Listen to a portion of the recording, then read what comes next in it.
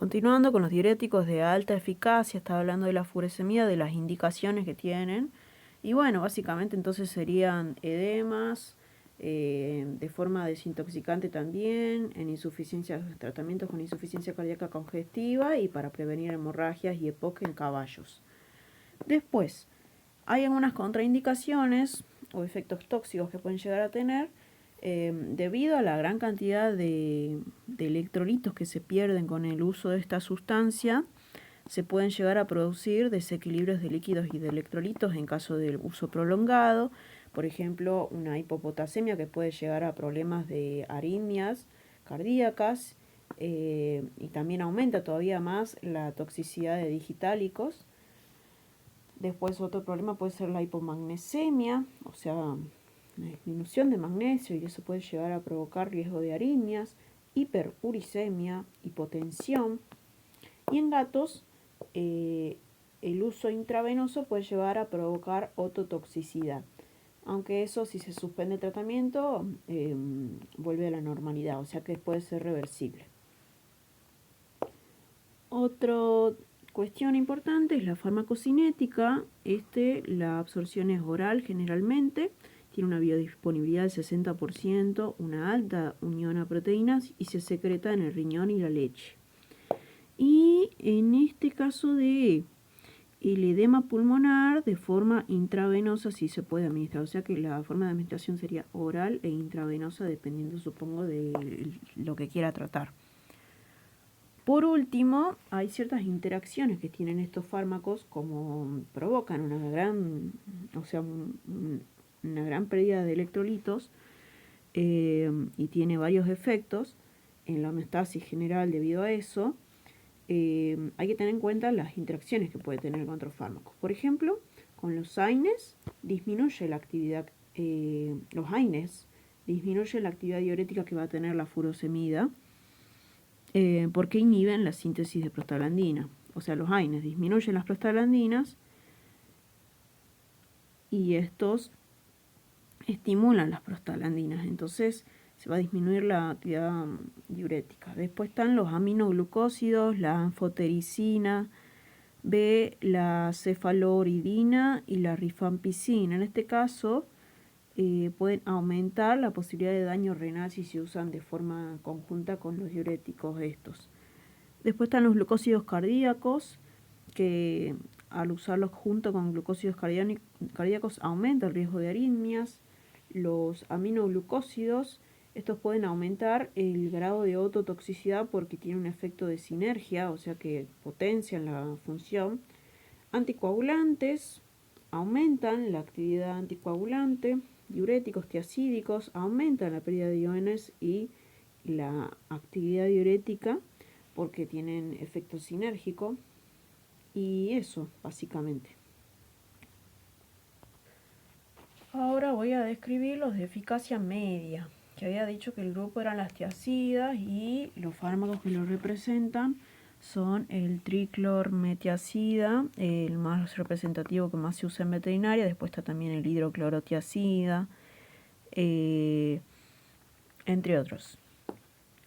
Estos fármacos, ya dije entonces la proporción de sodio que eliminan, del sodio filtrado. Estos eliminan el 5 al 10%, forman parte de los de eficacia media.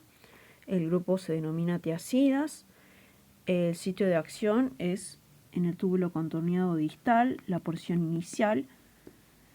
El mecanismo de acción de estos fármacos, del triclormetiacida, por ejemplo, de todos estos, es bloquear el SIN portador de sodio-cloro al inicio, donde ya dije al inicio, el túbulo contorneado distal, disminuyendo permitiendo que se elimine solamente el 5 al 10% del sodio filtrado. Y debido a esta acción sobre el SIN portador sodio-cloro, disminuyen así aumentan, por un lado, la eliminación de varias sustancias, entre esas sodio, cloro, magnesio, fosfato, o sea, de todo, aumentan la eliminación de la orina, excepto de calcio.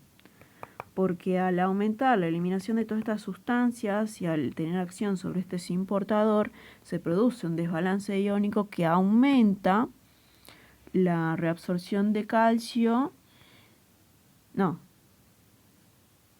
Aumenta la reabsorción de calcio, entonces disminuye su excreción, debido al desbalance iónico que sucede entre el cloro y el sodio al bloquear este cis portador. Y la indicación es también para edemas, principalmente se lo usa mucho para edemas de la glándula mamaria, este sería como el de elección en las vacas lecheras. También en edemas por insuficiencia cardíaca o por problemas hepáticos como la cirrosis hepática o por patologías renales como la insuficiencia renal aguda, crónica o el síndrome nefrótico. Entonces para edemas en general. Y tienen una ventaja en comparación a los anteriores de que tienen menos alteración electrolítica. Y después, una contraindicación o efectos tóxicos que tienen son similares a los de alta eficacia, solamente que tienen un poco de menor intensidad, es decir, que provocan el desequilibrio electrolíticos debido a que se eliminan muchos electrolitos, excepto el calcio, que este es el único que aumenta en sangre. Entonces puede haber hipotensión por pérdida del sodio y del cloro, hipopotasemia, hipercalcemia, hiperglucemia, hiperuricemia, hipersensibilidad. Y hay una contraindicación importante que es cuando hay una hipercalcemia. Al aumentar estos en la sangre, el calcio en la sangre, y disminuir en la orina, están contraindicados. O sea que no hay que darlo, porque lo que hacen es básicamente retener más calcio. Y son más leves los efectos adversos en comparación a los anteriores, como dije recién. En general se administran una vez al día, tienen pocas contraindicaciones. Acá un dibujo más o menos como para imaginarme lo que queda y lo que aumenta en la orina. Y con respecto a la cinética, se absorben dependiendo del compuesto. La clorotiazida es bastante baja, la absorción oral. La distribución también es variable, depende cuál hablemos. La semivida de eliminación también es variable. La excreción es por riñón. Bueno, esto no es tan importante en comparación a otras cuestiones que ya dije. Por ejemplo, lo de la edema de la ubre, tengo que acordarme sí o sí que es este. En este es el único que aumenta el calcio en la sangre y que disminuye en la orina a comparación de los otros. Y el tema este de la hipercalcemia. Continuando, ahora con los de baja eficacia, que eran los de 3 grupos, voy a empezar con los de inhibidores de la anidrasa carbónica, que el representativo sería la acetazolamida.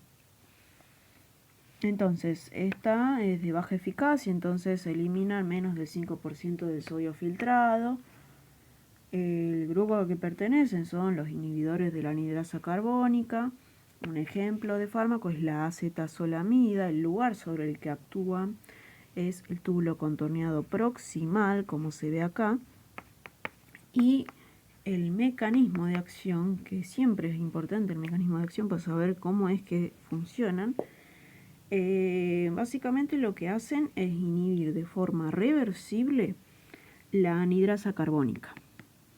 Y la anidrasa carbónica es una enzima que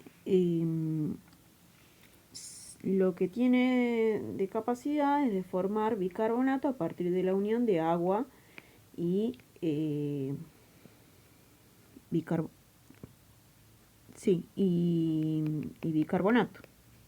No, y dióxido de carbono. O sea, a partir de dióxido de carbono y de agua puede formar bicarbonato. Y este bicarbonato, esta enzima se encuentra unida a la membrana y en el citoplasma y está en tejidos y en la sangre. Y lo que hace es producir una orina alcalina y una sangre ácida. Y El efecto que tiene al bloquear al inhibir esta enzima, estos fármacos, esta acetazolamida, es que disminuye la reabsorción de bicarbonato, o sea que termina aumentando en la orina y frena la secreción de protones. O sea que se termina acumulando en la sangre. Por eso provoca que haya como en consecuencia una orina alcalina y sangre ácida, porque no hay la reabsorción de bicarbonato y frena la secreción de protones. Esto me cuesta acordarme, pero bueno, es importante. Y con respecto a la indicación terapéutica, este fármaco no se lo usa mucho como diurético, sino más bien como para tratar el tema de el glaucoma, debido a que el glaucoma aumenta la presión intraocular por una gran cantidad de humor acuoso. Entonces este fármaco, la acetazolamida, al disminuir la función de forma reversible de la anhidrasa carbónica, que es la que forma bicarbonato, y ese bicarbonato es el que permite la síntesis de grandes cantidades de humor acuoso en los procesos ciliares del ojo, al disminuir la función de esa enzima, disminuye entonces la cantidad de bicarbonato, la cantidad de humor acuoso y en consecuencia la presión intraocular. Entonces por eso se lo usa para este caso, en oftalmología más que como diurético, para glaucoma. Y hay una serie de efectos tóxicos o contraindicaciones de la misma, que es que no hay que usarlo en hembras preñadas porque tienen efectos teratogénicos. También desvía el amoníaco de la orina a la circulación general provocando toxicidad. El amoníaco es una sustancia una toxina. Después también alcaliniza la orina porque disminuye justamente la reabsorción del bicarbonato, entonces termina quedándose en la orina que se va a excretar y eso provoca, o sea, ese bicarbonato que en realidad tendría que quedar en sangre provoca que se haya en consecuencia una acidosis metabólica que no es grave porque es autolimitante.